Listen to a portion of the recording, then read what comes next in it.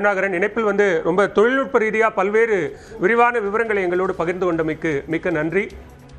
இந்த குறிப்பிட்ட விமான விபத்தில் 242 பேர் பயணித்த நிலையில் இதுவரை 133 பேரது உடல்கள் என்பது மருத்துவமனைக்கு கொண்டு வரப்பட்டிருக்கிறது. நம்மோடு பேசிய தொழில்நுட்ப ரீதியிலான இந்த விமானத்துறை சார்ந்த பலரும் இந்த விமானத்தில் பயணித்த எவரும் உயிர் பிழைத்திருப்பதற்கான வாய்ப்புகள் என்பது மிக குறைவாகவே இருக்கிறது என்கிற தகவலையும் பதிவு செய்திருக்கிறார்கள். நம்மோடு தொலைபேசி வாயிலாக இணைந்திருக்கிறார் ஃப்ளைட் டிஸ்பேச்சர் திரு கார்த்திகேயன் அவர்கள். சார் வணக்கம். போயிங் 787 ட்ரீம்லைனர் விமானத்தினுடைய முதல் விபத்தாக இந்த விபத்து பார்க்கப்படுகிறது. எப்படி பார்க்குறீங்க உங்களுடைய அனுபவத்தில்? இது நடந்தது பார்த்தீங்கன்னா ஒரு ஃபேட்டல் ஏர் கிராஷ் தான் சார். ஏன்னா இது பார்த்தீங்கன்னா வித் 242 போர்ட்ஸ் ஆன் வித் ரெண்டு பைலட்ஸ் இருந்திருக்காங்க அண்ட் 10 ஏரோஸ்டர்ஸ் இருந்திருக்காங்க. ஸோ இது இமிடியட்லி ஆஃப்டர் டேக் ஆஃப் பார்த்தீங்கன்னா இது கிராஷ் ஆயிடுச்சு. ஸோ பாசிபிள் காசஸ் என்ன ஸ்பெகுலேட் பண்ணுறாங்கன்னா இது என்ஜின் ஃபெயிலியராக இருந்திருக்கலாம் ஆர் பேர்ட் ஸ்ட்ரைக்காக கூட இருந்திருக்கிறதுக்கு சான்ஸ் இருக்கு. So confirm news once report generate ஆனதுக்கு அப்புறம் தான் நம்ம சொல்ல முடியும் சார் என்ன ரீசனால கிராஷ் ஆயிருக்குது அப்படின்ட்டு. விமானத்தினுடைய பெரும்பகுதி முற்றிலுமா எரிந்து உருக்குலைந்து சேதமாகி இருக்கிறது. ஆனா வால் பகுதி என் போர்ஷன் மட்டும் இன்னும் எதுவும் ஆகாம அப்படியே இருக்கு அப்படிங்கிறது என்கொயரிக்கு உதவிகரமாக இருக்குமா? கண்டிப்பா சார். ஏன்னா பிளாக் பாக்ஸ் உங்களுக்கு அங்கதான் லொகேட் இருக்குது.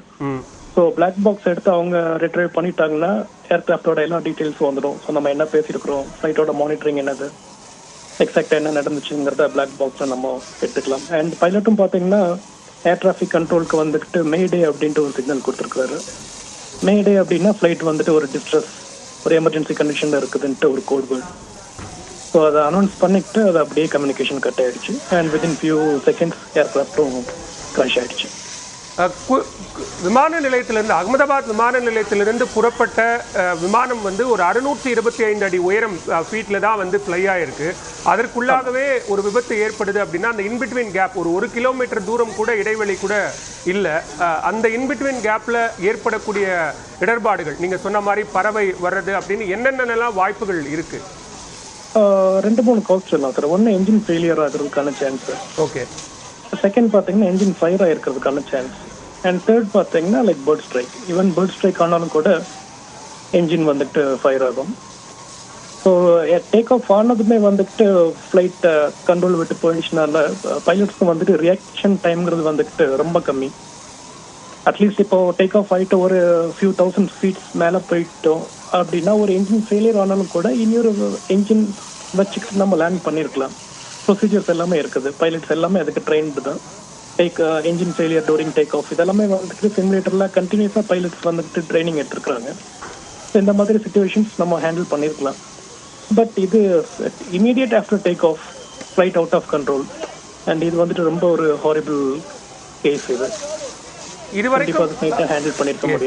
இதுவரைக்கும் நம்ம சமீபத்திய அந்த விபத்துக்கள்ல பார்க்கும்போது பெரும்பான்மையான விபத்துக்கள், அதாவது இந்தியாவில் நடந்ததோ அல்லது பல்வேறு அண்டை நாடுகளில் நடந்த விபத்துக்கள்லையோ இந்த மாதிரி ஒட்டுமொத்தமாக விமானம் முழுவதுமா பாதிச்சு பயணித்து அனைவருமே உயிரிழப்பது அப்படிங்கிற ஒன்று இதுவரைக்கும் நம்ம பார்க்கல. அதுவும் ட்ரீம்லைனர் மாதிரியான விமானத்தில் இதுதான் முதல் முறையாக நடந்திருக்கு அப்படின்னு சொல்லப்படுது. இது எந்த அளவுக்கு நம்ம சீரியஸா எடுத்துக்க வேண்டிய தேவை இருக்கு?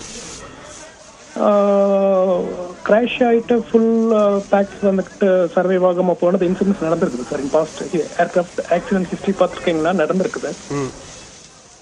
ஸோ ஒவ்வொரு டைமும் இதை மாதிரி ஏர்கிராஃப்ட் கிராஷ் ஆகும்போது ஏர் கிராஷ் இன்வெஸ்டிகேஷன் ஒன்று பண்ணுவாங்க. ஸோ அந்த இன்வெஸ்டிகேஷனில் என்ன காஸ், எதனால இந்த மாதிரி கிராஷ் ஆச்சுது, ஸோ இந்த கிராஷ்னால நம்ம ஃபியூச்சர் இண்டஸ்ட்ரியை எப்படி டெவலப் பண்ணலாம், பைலட்ஸை எப்படி ட்ரெயின் பண்ணலாம். ஸோ ஒவ்வொரு ஆக்சிடென்ட் அண்ட் இன்சிடென்ட் பார்த்தீங்கன்னா ஒவ்வொரு லேர்னிங் தான் ஏவியேஷன் இண்டஸ்ட்ரிக்கு. ஸோ இன்னைக்கு நடந்த கேஸ் ஒன்ஸ் இன்வெஸ்டிகேஷன் முடிஞ்சு என்ன ரீசன்னால கிராஷ் ஆச்சுதுன்னு தெரிய வந்துச்சுன்னா தான் நெக்ஸ்ட் ஸ்டெப் நம்ம ஏர்லைன்ஸாக இருந்தாலும் சரி, ஏர்கிராஃப்ட் தயாரிக்கிற கம்பெனியாக இருந்தாலும் சரி, பைலட்ஸோட ட்ரைனிங்காக இருந்தாலும் சரி, எல்லாமே மறுபடியும் நம்ம ரீஸ்ட்ரக்சர் பண்ண முடியும்.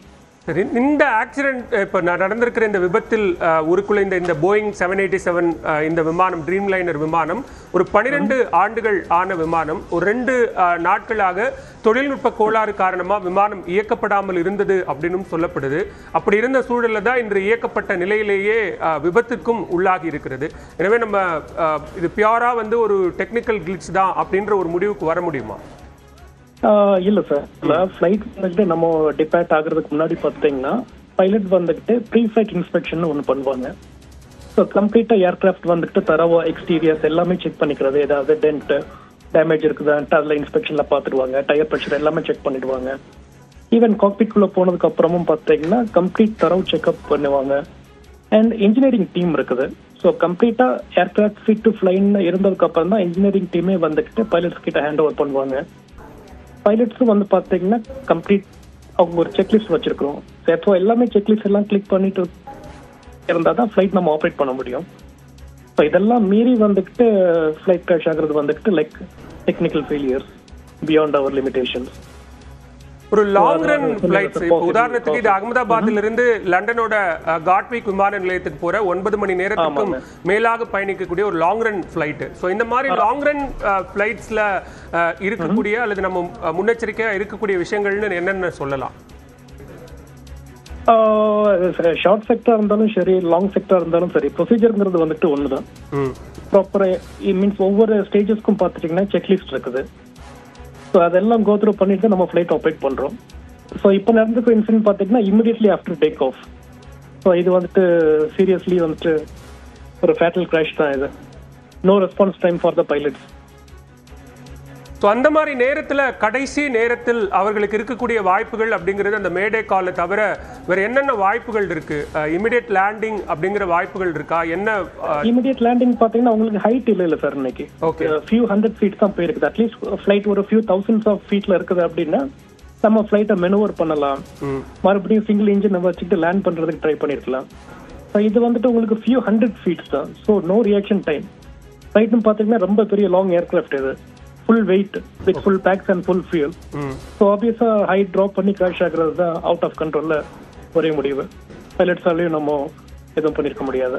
ஓகே, இப்போ அது கிராஷ் ஆகி இப்போ விமானம் இறங்கக்கூடிய இடம் குடியிருப்பு பகுதி அல்லது எந்த சூழல் அப்படின்னாலும் கடைசி நேரத்தில் விமானியால் எதுவுமே செய்ய முடியாது அப்படிங்கிற அடிப்படையில் தான் இந்த விபத்துக்கள் நேருது அப்படின்னு பார்க்கணுமா? இது என்ன ஆச்சுன்னா ஹைட் சார் இது.